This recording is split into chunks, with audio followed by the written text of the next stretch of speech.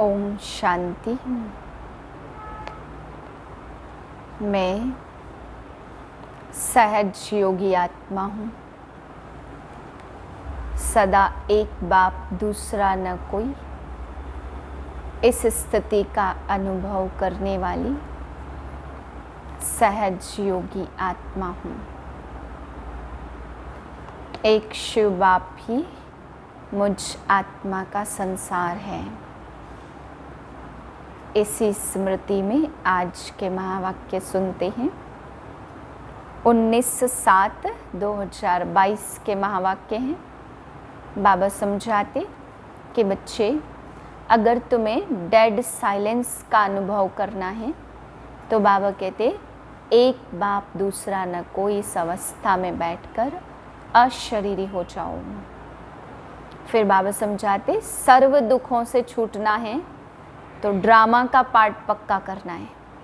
कितने भी प्रकार के दुख आए, बाबा कहते दुखों से छूटने की सहज विधि है, जिसको ड्रामा का पार्ट पक्का है कि ड्रामा में हर एक का पार्ट नूंधा हुआ है, ड्रामा हूबहू रिपीट हो रहा है, तभी दुखों से छूट सकते हैं। फिर बाबा समझा रहे, अगर तुम बच्चे ज्ञान में आने के बाद नमः शिवाय करते तो ये भी बाबा कहते भक्ति का अंश है।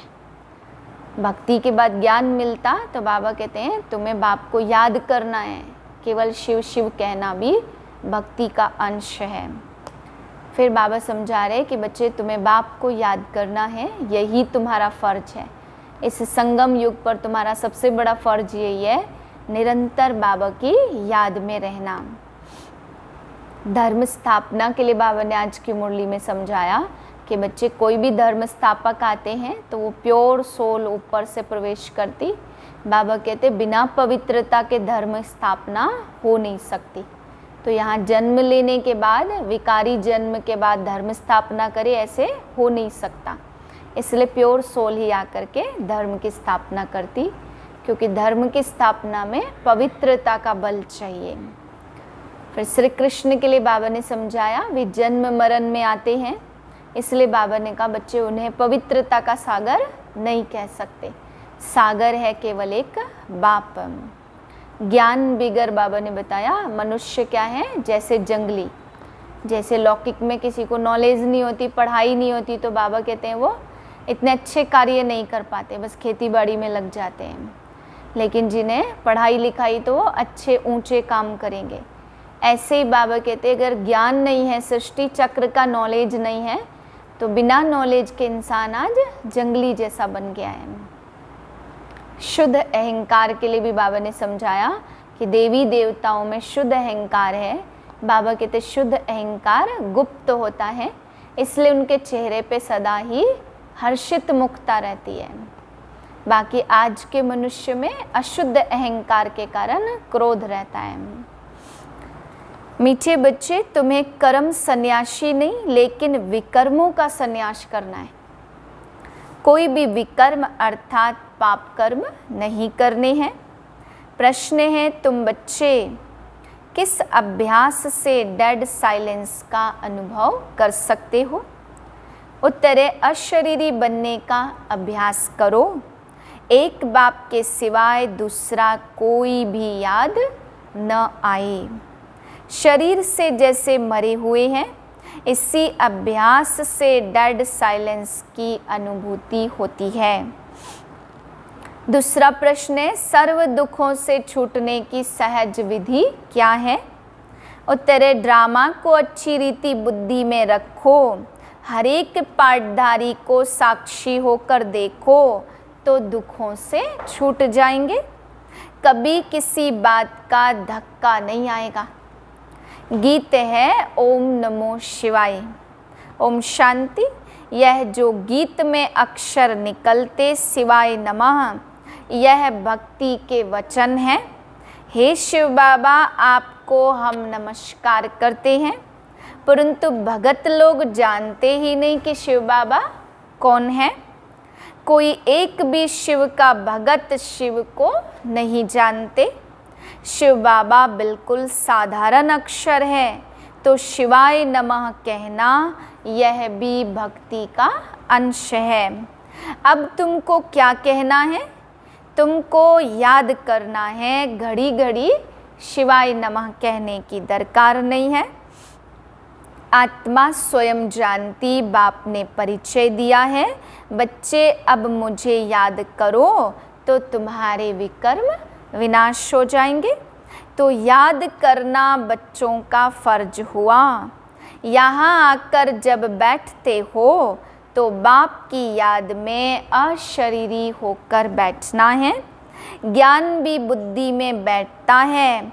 अगर मनुष्य बजाता ठीक नहीं हो तो बाजा किस काम का। ऐसे ही मुख्य आत्मा है।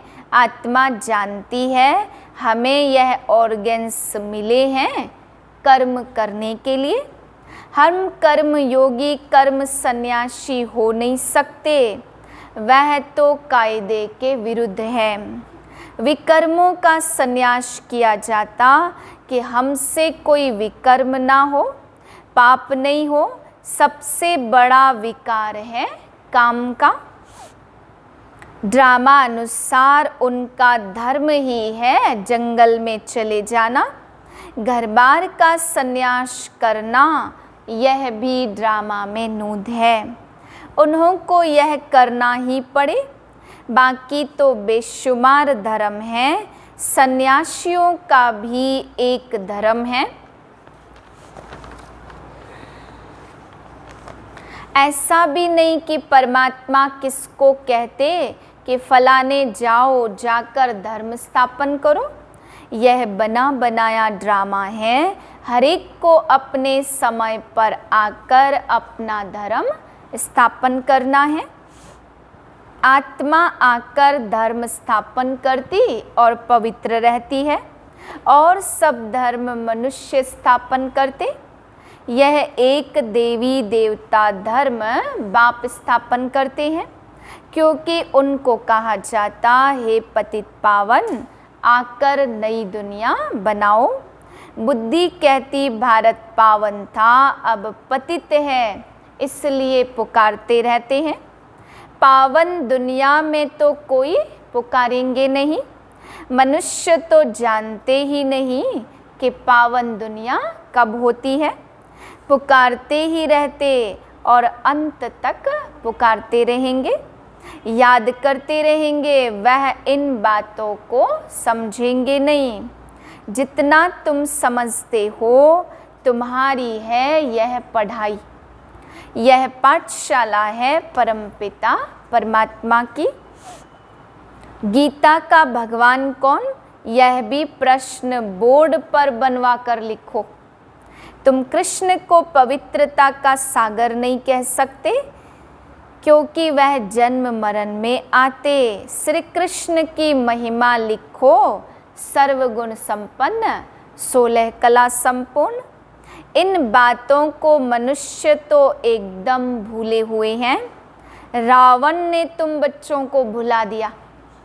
गीता का भगवान सृष्टि का रचयिता है, उसको भूल गए तो पहले नंबर की एकज भूल है यह। गीता का भगवान सिद्ध हो जाए तो सर्वव्यापी की बात भी निकल जाए। भगवान कभी ऐसे नहीं कहते कि मैं सर्वव्यापी हूँ। बाप कहते कि मैं पतित पावन हूँ, मैं सर्वव्यापी कैसे हो सकता। एक एक से देखो कितनी मेहनत करनी पड़ती। बाबा ने कहा भगवान आके सही बातें भी बताता, तो एक एक से इन बातों को समझाने के लिए कितनी मेहनत करनी पड़ती।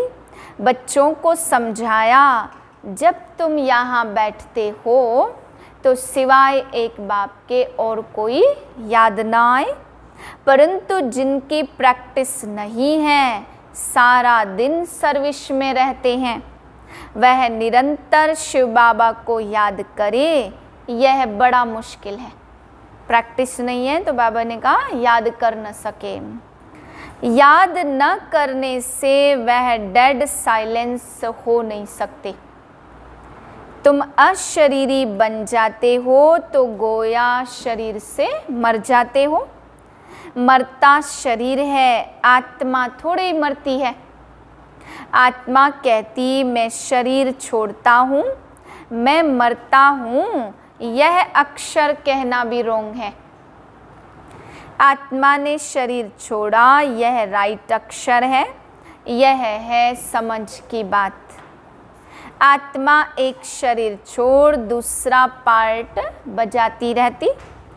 पार्टधारी तो सब है ना, तो आत्मा अभी पार्ट बजाती रहती। ड्रामा प्लान अनुसार किसी ने शरीर छोड़ा तो वह दूसरा शरीर लेगा, इसमें हम दुखी क्यों हो जाएं? ड्रामा को जान जाएं तो दुख कभी हो नहीं सकता। तुम ड्रामा के आदि मध्य अंत को जानकर कहते फलानी आत्मा ने शरीर छोड़ा तो जाकर दूसरा शरीर लिया, अब नया शरीर जाकर लेना है। सर्प का मिसाल। यहाँ तो ढेर रोने लग पड़ते हैं, कहाँ कहाँ से आकर सयापा करते। सतयुग में यह बातें होती नहीं हैं। रावण राज्य में तुम राम राज्य को नहीं जानते हो, संगम पर तुम दोनों को जानते हो। बाबा आकर सारे ड्रामा के आदि मध्य अंत का राज समझाते। फीलिंग आनी चाहिए कि बरोबर यह बात ठीक है। जब तक तुम ब्राह्मण नहीं थे तब तक तुम कुछ भी नहीं जानते थे। ज्ञान बिगर तो मनुष्य जैसे जंगली है। गवर्नमेंट भी कहती मनुष्य को पढ़ाई जरूर चाहिए। गावड़े वाले पढ़ते नहीं हैं, अपनी खेती बाड़ी में ही लगे रहते। तो बाहर वाले कहते यह तो जैसे जंगली है। हमको यह बाप बैठ पढ़ाते, हम गार्डन के फूल बनते हैं, वह है जंगल के कांटे। तो बाप समझाते बच्चे बाप सदगति करने आते हैं, तो तुम बच्चों को यह पढ़ाई पढ़नी है। और गुरु आदि सब भक्ति में फंसाते, तुमको झूमने आदि की दरकार नहीं है। वहाँ तो वह अपनी धुन में बैठते और झूमते रहते हैं। बच्चा बड़ा होता तो समझ जाता है ना, बाप से हमको वर्षा लेना है। छोटे बच्चे के ऑर्गन्स ही छोटे हैं। बरोबर भारत हीरे जैसा था। गीता में अगर परमात्मा का नाम होता तो सब कुछ समझ जाते। बाबा कह रहे गीता में अगर देहधारी के बजाय निराकार परमात्मा का नाम होता तो सब समझ जाते। परमपिता सर्व का सद्गति दाता है। शिव के मंदिर तो देखो जहाँ तहाँ है। भारत को कहा जाता अविनाशी सचखंड। तुम बच्चे जानते हो बाप अभी यहाँ फैमिली सहित बैठा है। दुनिया में तो भगवान को ढूंढते हैं, बाबा कह रहे बाप यहाँ अपने परिवार सहित बैठा है। यह ईश्वरीय फैमिली है और वह है आसुरी फैमिली। तुम्हारे में भी कोई कोई अच्छी तरह समझते, शुद्ध अहंकार में रहते। देह अभिमान है अशुद्ध अहंकार। देवताओं के चेहरे पर कितना हर्षितपना रहता, तुम्हारा शुद्ध अहंकार है गुप्त। आत्मा को बहुत खुशी होती, ओहो कल्प बाद फिर से बाबा मिला है, हमको राज्य भाग्य का वर्षा देने के लायक बना रहे हैं। बड़ी खुशी रहनी चाहिए। तुम्हारे अगेंस्ट बहुत हैं। तुम्हारी एक बात है, ईश्वर सर्वव्यापी नहीं है, और दूसरा गीता का भगवान कृष्ण नहीं है। इसलिए बाबा कहते हैं तुम्हारे अगेंस्ट बहुत सारे लोग खड़े हो जाते हैं। यह है मुख्य दो भूलें। इसलिए बाबा कहते पहले पहले पूछो परमात्मा से आपका क्या संबंध है, और यह भी पूछो कि गीता का भगवान कौन है। जज करो इस पहेली को। इनको हल करने से तुम सेकंड में जीवन मुक्ति पा सकते। जनक मिसल सेकंड में जीवन मुक्ति। उनको कहा कौन है जो हमको सेकंड में ब्रह्म ज्ञान देवे। यह ब्रह्मा का ज्ञान है जो ब्राह्मण ब्राह्मणियाँ देते। उनको ज्ञान देने वाला ज्ञान का सागर शिव है। वह इन बातों को समझते नहीं हैं। ब्रह्मा भोजन को ब्रह्म भोज कह देते और ज्ञान को ब्रह्म ज्ञान कह देते। बाबा कहते हैं तो ब्रह्मा का दिया हुआ ज्ञान तो ब्रह्मा ज्ञान और ब्रह्मा भोजन कहते, बाकी वो कह देते ब्रह्म भोज या ब्रह्म ज्ञान। ब्रह्म तो तत्व है, ब्रह्मा तो है बाप। पहले तुम बच्चे सगीर थे, अब बालिग हुए हो।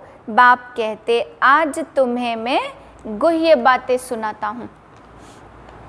अभी हम त्रिकालदर्शी बन गए हैं, अभी तुम समझते हो। सबसे जास्ती भक्ति शुरू हुई है, हमारी है उतरती कला और चढ़ती कला से होती सर्व का भला।